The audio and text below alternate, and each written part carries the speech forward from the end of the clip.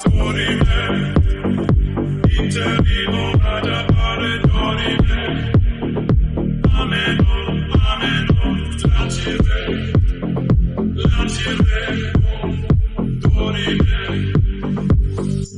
வணக்கம் சார். வணக்கம். சார் இந்த வாரம் வந்து ஜனநாயகனோட அப்டேட் வந்து எந்த அளவுக்கு இருக்கு அப்படின்றத ஆரம்பிச்சு, அதுக்கப்புறம் இந்த ஜனநாயகனுடைய அடுத்தடுத்த இந்த பரப்புரை வேலைகள்லாம் நம்ம நெறைய என்னென்ன நடக்குது அப்படின்றத பேசியாகணும். பட் இப்போ ஜனநாயகனுக்கான ஓடிடிக்கான ஒரு ரிலீஸ் வந்து கேன்சல் பண்ணியிருக்காங்க. அ இது வந்து ஏற்கனவே வந்து நம்ம பேசிட்டு இருக்க விஷயங்கள்ல சில விஷயங்கள்லாம் அதுக்கப்புறம் வந்து நமக்கு ஒப்பந்தம் போடுவாங்க. அந்த ஒப்பந்தத்தில வந்து தொடரும். தற்காலிகமா அத வந்து அப்படி பண்ணியிருக்காங்க அப்படின்றத சொன்னீங்க. ஒருவேளை இது ஒரே அடியா அது கேன்சல் ஆயிருக்கோ அப்படின்ற மாதிரி ஒரு ஒரு ஷாக்கிங்கான ஒரு நியூஸ். இத எப்படி பார்க்குறீங்க? இல்லங்க. ஒரேடியெல்லாம் கேன்சல் ஆகல. இன்னொன்னு அவ்வளோ பெரிய படத்த வந்து யாருமே வேணான்னுலாம் சொல்ல மாட்டாங்க. ஓகே. அந்த அமௌண்ட் வேணா முன்ன பின்ன மாறலாமே ம். தவிர, அவ்வளோ பெரிய படத்தை எந்த ஓடிடி நிறுவனங்களும் எனக்கு இது வேணான்னே சொல்லாது. சரி. ஏற்கனவே அந்த நிறுவனம் குடுத்த விளக்கம் என்னன்னா, நாங்க அக்ரீமெண்ட்ட கேன்சல் பண்ணல. ம். வந்து இப்போதைக்கு அத வந்து தள்ளி வச்சிருக்கோம். ம். அவ்வளோதான். ம். அப்படிதான் அவங்க சொன்னாங்க. ஓகே. அதுதான் உண்மையும் கூட. ம். அதனால அந்த படத்துல ஓடிடி தொடர்பா எந்த குழப்பமும் இல்ல. இத தொடர்ந்து அவருடைய இப்போ மாநாடு சில சில விஷயங்கள்லாம் வந்து அவருடைய பரப்புரைகள் ரொம்ப அ எப்படி சொன்னா, அவருடைய டிஆர்பி ஏறிடுச்சு அப்படின்ற மாரி இருக்கலாம். அது ம். என்ன அப்படின்னு பார்த்தோம்னா, சில இடங்கள்ல வந்து அவருக்கு அனுமதி மறுக்கப்பட்ட இடங்கள்ல கூட, "இனி அனுமதிய எடுத்துக்கங்க விஜய், உங்களுக்கு இல்லாததா?" ம். அப்படின்ற மாதிரி அப்படிலாம் ஆயிடுச்சு. சொல்லல. இல்லையா? ஒருவேளை அப்படித்தான் எங்களுக்கு தெரியுது, மக்கள் பார்க்கும் பொழுது. இல்ல. ஆ ஏன்னா இதுக்கு முன்னாடி இருந்த ஒரு விஷயங்கள், "எப்படா விஜய் திருப்பி வருவாரு? அடுத்து மீட்டிங் போடுவாரா?" அப்படின்ற இடத்துல, இப்ப எங்க பார்த்தாலும், அவரோட மீட்டிங் அங்க நடக்குதுப்பா. அட நேத்து தானப்பா எங்க ஊர்ல நடத்துனாங்க." அப்படின்ற மாரியெல்லாம் பேச்சுக்கள் போயிட்டு இருக்கு. ஏன் இந்த மாரி விஷயங்கள்ல அவருக்கு தளர்வுகள் நெறைய குடுத்தாச்சா? இல்ல சில விஷயங்கள் அவருக்கு ஃபேவரா நடக்கிறதுக்கான காலங்கள் வந்துருச்சா? இல்லங்க. ஃபேவர்ன்னு இத சொல்ல ம். முடியாது. ஆக்சுவலா எல்லா தலைவர்களுக்கும் என்ன ம். கொடுக்கப்படுதோ, அதுதான் எனக்கும் கொடுக்கணும்னு அவர் கேட்கிறாரு. ம். இப்ப மற்ற மற்ற தலைவர்கள்லாம் அவங்க வந்து லட்சக்கணக்கில கூட்டத்த கூட்டுறாங்க. ம். திறந்த ஜீப்ல வந்து போய் ஓட்டு கேட்குறாங்க. பட் எனக்கு மட்டும் ஏன் இவ்வளோ கட்டுப்பாடுகள்? அப்படின்னு அவர் தொடர்ந்து இங்க கேள்வி கேட்டுட்டே ஓகே. இருந்தாரு. அதற்கு காரணம் என்னன்னா, இன்னைக்கு திமுக வந்து காபந்து அரசா இருந்தா கூட, ம். அதிகாரிகள் வந்து திமுக ஆட்சியில ஏற்கனவே ஒர்க் பண்ண அதிகாரிகள் தான் இங்க இருக்காங்க. ம். அவங்க வந்து தன்னிச்சையா ஒரு முடிவு எடுக்கிறாங்கங்கிறது தான் அவரு சொல்ல வந்த ம். விஷயம். ஸோ அதன் காரணமா தான் அவருக்கு தொடர்ந்து நீங்க 500 பேருக்கு மேல இருக்கக்கூடாது அந்த கூட்டத்தில. ம். அப்புறம் வந்து 3 30 ஒலிபெருக்கிக்கு ம். மேல ம். நீங்க பயன்படுத்தக்கூடாது. ம். ஸோ அது மாரி நெறைய கட்டுப்பாடுகள்லாம் அவருக்கு விதிச்சாங்க. ம். ஸோ அத வந்து அவரால நிறைவேற்ற முடியல. ம். ஆக்சுவலா 1 மணி நேரத்தில ம். நீங்க 1 மணி நேரத்துக்குள்ள முடிச்சிடணும் ஒரு தொகுதிய ம். அப்படின்னு அவங்க சொல்றாங்க. ம். அதே மாரி இன்னொரு தொகுதிக்கும், இந்த தொகுதிக்கும் இடையில 1 மணி நேரம் தான் கேப் இருக்கு. ம். இப்ப இந்த 1 மணி நேரத்தில நீங்க அங்க போய் சேரணும் அப்படின்லாம் கட்டுப்பாடுகள் விதிக்கும்போது, அவரால அத வந்து ஃபாஸ்ட்டா பண்ண முடியல. ம். ஸோ அதனால டோட்டலாவே பரப்புரைய கேன்சல் பண்ற கதையெல்லாம் நடந்துச்சு. சரி. அதுக்கு அவசியம் இல்ல. ஏதாவது ஒரு தொகுதிய மட்டுமே எடுத்து அத பண்ணியிருக்கலாம். ம். அவரு என்னடான்னா, நமக்கு என்ன இவ்வளோ நெருக்கடி குடுக்குறாங்க, நாம எதுக்கு வந்து ம். பரப்புரை பண்ணணும்னு அவரு வீட்டிலேயே இருக்க ம். ஆரம்பிச்சுட்டாரு. பட்டு ஒரு கட்டத்துக்கு மேல ம். இவங்களுடைய புலம்பல்களா அல்லது குற்றச்சாட்டுகளா ம். ஏதோ ஒரு இடத்துல போய் ஒரு வேலை செஞ்சு நெறைய அதிகாரிகள மாத்திட்டாங்க. சரி, சரி. மாத்துன பிறகு ம். இவங்க நினைச்ச ஒரு பரப்புரைய செய்வதற்கான ம். சுதந்திரம் கிடைச்சிருக்கு. அதுதான் ஓகே. நீங்க திருநெல்வேலி, தூத்துக்குடி ம். இதுல பார்த்தீங்க. ரோட் சமீபத்திய ஷோல. விஷயங்கள். ரொம்ப அலைகடல் மாரி ஒரு கூட்டம். ம். அப்படி ஒரு கூட்டம் வந்து விஜயே எதிர்பார்த்திருப்பாரான்னு எனக்கு தெரியல. சரி. அப்படி ஒரு கூட்டம். ம். ஒரு கள்ளழகர் திருவிழா மாரி இருந்துச்சு அது. ஓகே. தூத்துக்குடியும், நெல்லையும். அந்த கூட்டம் வந்து அப்படி ம். இருந்துச்சு. அப்ப அங்க வந்து ரொம்ப ஃப்ரீக்வென்ட்டா அவரு வந்து திறந்த ஜீப்ல வர்றது, ம். ரசிகர்கள் குடுக்குற அன்பளிப்புகள ஏத்துக்கிறது, ம். ஒரு குழந்தைய தூக்கி தோள்ல வச்சுக்கிறது. ஸோ அந்த ம். மாரி ரொம்ப கேஷுவலா, ஜாலியா அந்த பரப்புரைய அவர் மேற்கொண்டாரு. ம். ரொம்ப பேச்சும் கூட கொஞ்சம் பரவாயில்லாம இருந்துச்சு. ஓகே. எப்பவுமே பேசுற மாரி இல்லாம, ஆ. கொஞ்சம் விஷயமும் அதுக்குள்ள கலந்து, சரி. ரொம்ப ஃப்ளோவெல்லாம் பேசினாரு. ரொம்ப நல்லா இருந்துச்சு அது. ஓகே. அதற்கப்புறம் காரைக்குடி. ஆ. ஸோ அது மாரி அவருடைய அந்த பிரச்சாரம்ங்கிறது ம். இன்னும் கொஞ்சம் ஸ்பீடா இருக்கு. இன்னும் நாட்கள் இல்ல. ரொம்ப ம். குறைவா இருக்கு. ம். இதற்கப்புறம் அவரு கடலூர்ல ஏற்கனவே புரோகிராம் ம். பர்மிஷன் குடுத்துருந்தாங்க. ம். அத கேன்சல் பண்ணிட்டாரு. என்ன ஓகே. காரணம்னா, பாண்டிச்சேரியில தேர்தல் நடக்கிற அன்னைக்கு தான் கடலூருக்கு ம். அனுமதி குடுக்குறாங்க. ஓகே. இப்ப பாண்டிச்சேரியிலேருந்து பல பேரு ஓட்டு போடாம கடலூருக்கு வந்துட்டான்னு வைங்க. ஆ, ஆ. இவங்களுக்கு தான் அது பாதிப்பு. நிச்சயமா. முக்கியமா தாவேக்காவுக்கு ஓட்டு போடுறவங்க தான் விஜய் எங்க போறாரோ அங்க போறாங்க. ம். அப்போ ஓட்டு போடுறத விட்டுட்டு அங்க வந்துட்டான்னா இங்க தோத்து போயிருவாங்களே. Okay, so okay. அதனால அவரே கேன்சல் பண்ணிட்டாரு சரி, அத. சரி. ஸோ இந்த மாரி வந்து கொஞ்சம் ம். அவரு இந்த பிரச்சார இதுல வந்து ஒரு தடை இல்லாத ஒரு பிரச்சாரமாக இப்போ போயிட்டு இருக்கு. Okay, okay. இல்ல நீங்க ஒரு ஒரு முக்கியமான ஒரு விஷயம் சொன்னீங்க.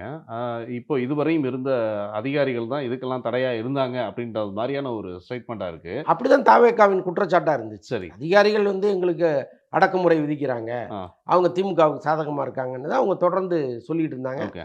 தேர்தல் ஆணையத்திலயும் போய் அதுதான் புகாரா ம். குடுத்திருந்தாங்க அவங்க. அதனால அதிகாரிகள மாத்துங்கன்னு கேட்டாங்க. அதே மாரி ம். அதிகாரிகள மாத்துன பிறகு ம். அவங்களுக்கு எல்லா சலுகைகளுமே கிடைக்குது. ஓகே. கொஞ்சம் எல்லாரும் மாரியும் அவங்க பிரச்சாரம் பண்ணுவதற்கான வழிமுறைகள்லாம் கிடைச்சிருக்கு இல்லையா? ம், ம், ம். அது தொடர்ந்து அந்த பெரம்பலூர்ல நடந்த ஒரு விஷயத்த கூட பார்க்கும்போது, அவருடைய பேர்லயே அதாவது Joseph Vijay, Vijay Joseph, Joseph Vijay இப்படின்ற ம். மாதிரியான ஒரே பெயர் கொண்ட சில பேர் வந்து சுயேட்சையா நிக்கிறாங்க. எதிரணியில சில பேர இறக்கி விடுறாங்க. இது வந்து அங்க இது என்ன மாதிரியான ஒரு விளையாட்டு இது? அதுக்காக தான் அந்தணன்னு பேர் வச்சுக்கணும். சரி. உலகத்திலேயே ஒரே பேரு தான்.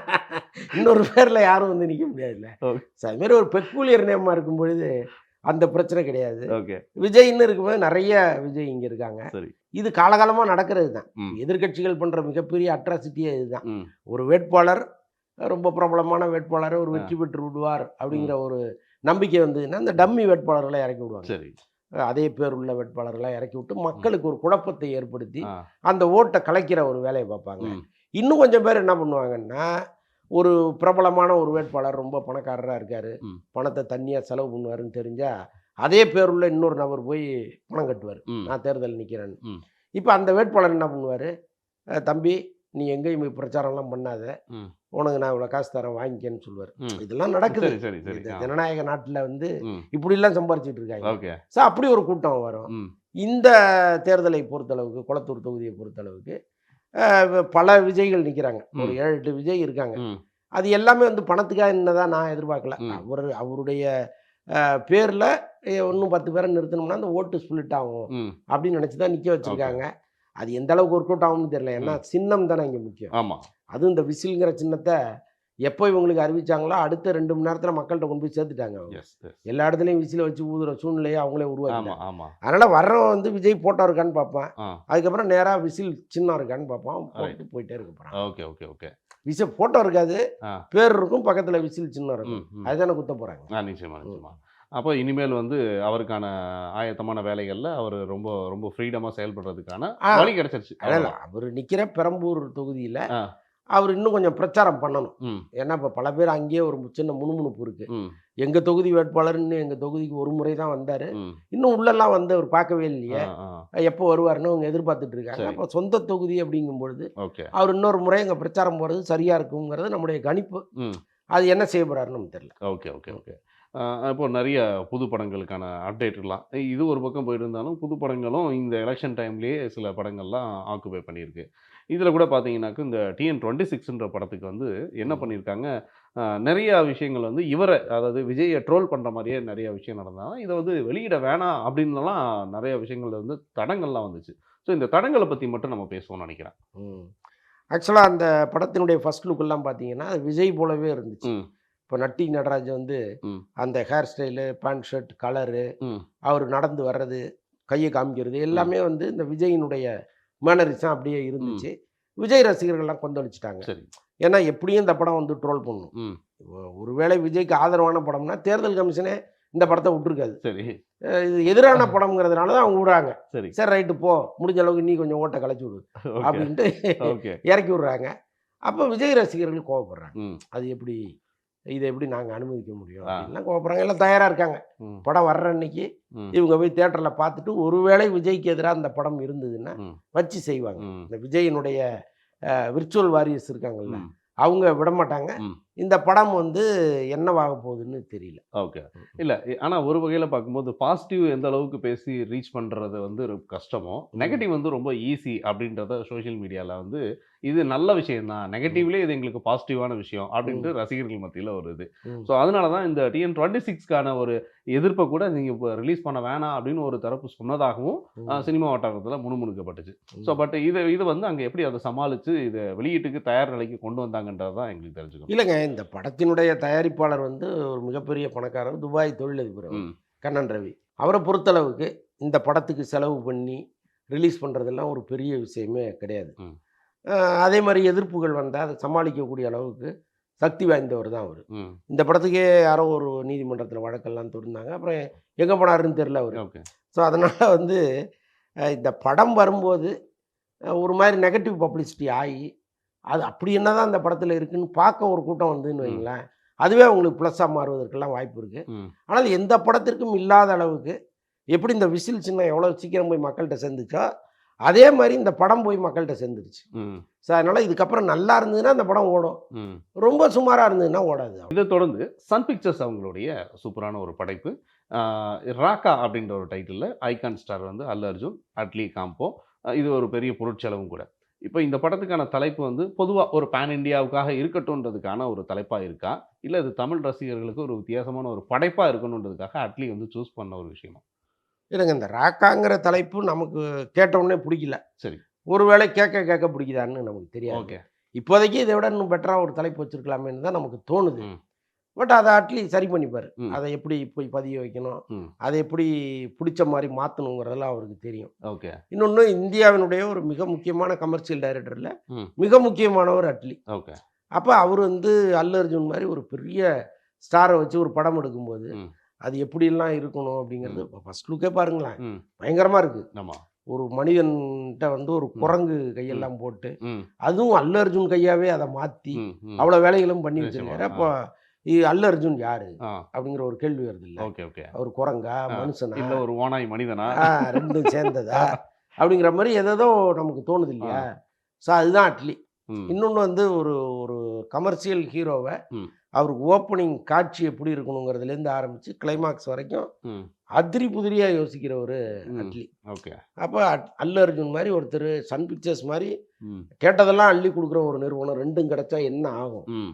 ஸோ அதுதான் நடக்க போகுது. ஓகே. ஒரு பிரம்மாண்டமான படத்தை உருவாக்கிட்டு இருக்காரு. நிச்சயமா, நிச்சயமா, நிச்சயமா. இப்போ அவங்களுடைய படத்தை தொடர்ந்து என்ன பண்றாரு, லோகேஷ் கனகராஜும் வந்து ம். அல்லு அர்ஜுனை மீட் பண்ண ஒரு விஷயமும் ம். பேசுறாங்க. ஒருவேளை அந்த ப்ராஜெக்ட் முடிஞ்ச கையோட கண்டிப்பா இந்த 2027 ஒரு சூப்பரான ஒரு படைப்பு லோகேஷ் கொடுக்க போறதுக்கான ஒரு அப்டேட் கிடைக்கும்ன்றது எதிர்பார்ப்பு இருக்கு. உங்களோட பார்வையில் அது? இல்லை, லோகேஷ்க்கும் அந்த சவால் இருக்குது. ஏன்னா ம். அட்லி ஒரு ஹீரோவை ஹேண்டில் பண்ண பிறகு ம். லோகேஷ் அதை ஹேண்டில் பண்ணும் பொழுது ம். அட்லியோட பிரமாதமாக நம்ம பண்ணிடணும்னு கட்டாயம் இருக்கும். ம். இன்னும் ரெண்டு பேருமே பெரிய கமர்ஷியல் டைரக்டர் தான். Yes. ரெண்டு பேருமே அந்த ஹீரோயிசத்தை வந்து எந்த அளவுக்கு திரையில் காமிக்கணுமோ அந்த அளவுக்கு ரொம்ப மெனக்கிட்டு ம். பண்ணுறவங்க தான் ரெண்டு பேரும். அப்போ இதில் யார் பெஸ்ட் அப்படிங்கிற ஒரு பார்வை வந்து மக்களுக்கே வந்துடும், ரசிகர்களுக்கே. அதில் ஒரு பெரிய போட்டி அவங்க ரெண்டு பேருக்கு நடுவில் இருக்குது. ஓகே. யார் ஜெயிக்க போகிறாங்கன்னு தெரியல. ம். ம். பட் அட்லியை பொறுத்தளவுக்கு அது தாறுமாறான பட்ஜெட்டு. ம். பட்ஜெட்டே 1000 கோடிக்கு மேலேங்கிறாங்க. ஓகே. பட்டு லோகேஷ் கனகராஜ் படம் அவ்வளோ பெரிய பட்ஜெட் இல்லை. ஓகே. அது வேறு மாதிரியான ஒரு கதை, வேறு ம். மாதிரியான ஜானர் அது. ம். ஸோ அதனால் பட்ஜெட் வைஸ் பார்த்தீங்கன்னா அதில் ஆ. பாதி கூட இது வராதுன்னு ம். வச்சுக்கோங்களேன். ம். அப்படி இருக்கும்போது வேற என்ன அதில் மிரட்ட போகிறாரு ஓகே. அப்படின்னு வெயிட் பண்ணி. ஏன்னா இன்னொரு விஷயங்கள் வந்து ஜெயிலர் 2க்கான ஒரு ப்ராஜெக்ட்டும் இப்போ போயிட்டு இருக்கு. ஒரு பக்கம் லோகேஷ் கனகராஜ், இன்னொரு பக்கம் வந்து அட்லி. ஸோ இதை தொடர்ந்து பார்க்கும்போது லீடருடைய ஒரு சக்ஸஸ்க்கு அப்புறம் வெயிட் பண்ணிட்டு இருக்காரு. ஏன்னா ம். அவரே மேடையில் ஒரு விஷயம் கேட்டிருந்தாரு. ம். யார்கிட்ட கேட்டிருந்தாரு, நெல்சன் அவர்கிட்ட கேட்டிருந்தாரு. ம். ஸோ அடுத்து நம்ம பண்ண போகிற ப்ராஜெக்டில் ஏன்னா அவர் பிஸியாக இருக்காரு, ஏதாவது ஒரு விஷயங்களில் ஒரு கேமியோ பண்ணுறதா இருந்தாலும் பண்ணிடுவோம் அப்படின்ற ஒரு விஷயத்தை வந்து ஸ்டேட்மெண்ட் வந்து கேட்டிருப்பாரு. ஒரு யாரு? வாய்ப்பு லீடரில் வந்து இவர் கேட்டிருப்பாரு, நம்மளுடைய சரவணன். லெஜண்ட் சரவணன் ஓகே கேட்டிருப்பாரு. Okay okay. அப்போ அவர் கேட்கும்போது இந்த இந்த ஸ்டேட்மெண்ட்லாம் வந்து ஒத்து போகுது. ம். ஒருவேளை அடுத்தடுத்த புது ஒரு அப்கமிங்ல சில பேர் வந்து வர்றாங்க. அதுல கண்டிப்பா இவருக்கும் ஒரு வாய்ப்பு இருக்குன்றத ஒரு எதிர்பார்க்கலாமோன்னு தோணுது. உங்க இது பார்வையில நெல்சன் எப்படி? படத்தில் அருள் சரவணன் ஆமா சார். நடிக்கிறதா? அது இப்போதைக்கு சாத்தியமான்னு எனக்கு சரி. தெரியல. ஏன்னா நெல்சன் வந்து ரஜினி வச்சு படம் பண்ணுறாரு. ஓகே. இதற்கப்புறம் வந்து ஒரு அடுத்த லெவலுக்கு தான் போவார். ம். அவரே கூட வந்து ஒரு மகேஷ் பாபு, அல்லு அர்ஜுன் இந்த மாதிரி ஒரு பெரிய ஸ்டாரை நோக்கி பயணப்படுவதற்கு தான் வாய்ப்பு இருக்குது. ஓகே. அல்லது அஜித், விஜய்னு கூட திரும்ப போகலாம். ம். இதில் எதுக்கு விஜய் சேர்க்குறேன்னு நீங்கள் கேட்கலாம். ம். கட்டாயமாக விஜய் நடிக்க வருவார், ஓகே. ஒன்றும் சந்தேகம் இல்லை. ஏன்னா ஓகே. ஜனநாயகன் படம் வந்து லாஸ் ஆச்சுன்னா ம். அந்த லாஸை விஜய் தான் ஈடுகட்டணும். சரி. அப்போ என் ப்ரொடியூசர் லாஸ் ஆகிட்டாரு, நான் இன்னொரு படம் பண்ணுறேன்னு அவர் வருவதற்கு வாய்ப்பு இருக்குது. ஓகே. அப்போ அந்த படத்தை வந்து ம். நெல்சனே கூட டைரக்ட் பண்ணுவதற்கெல்லாம் வாய்ப்புகள் இருக்குது. ஓகே. அப்படி ஓகே. இருக்கும்போது அவர் வந்து லெஜண்ட் சரவணன் நோக்கி வருவதற்கு இப்போதைக்கு சாத்தியம் இல்லை. சரி. சரி. லெஜண்டும் இன்னும் வளரணும். ஓகே. அவரும் ஒரு பெரிய ஆக்ஷன் ஹீரோவாக, மாஸ் ஹீரோவாக மாறின பிறகு சரி. தான் அது நடக்கும். Okay, okay. வெயிட் பண்ணி பார்ப்போம். அதாவது துரை செந்தில்குமார் தான் பிரமாதமா ஆ, எடுத்துட்டு இருக்காரு. இப்ப இந்த படத்தினுடைய பார்ட் 2 வரப்போகுது. ஓகே. Leader part 2. ம், இப்ப அந்த படத்தையும் இதை விட பிரம்மாண்டமா தான் எடுப்பாங்க. ம். அப்ப மெல்ல மெல்ல அவர் அந்த இடத்துக்கு வந்து சேரட்டும். Okay, okay. அதுக்கப்புறம் வரட்டும் நெல்சன், லோகேஷ் கனகராஜ் எல்லாருமே வரட்டுமே.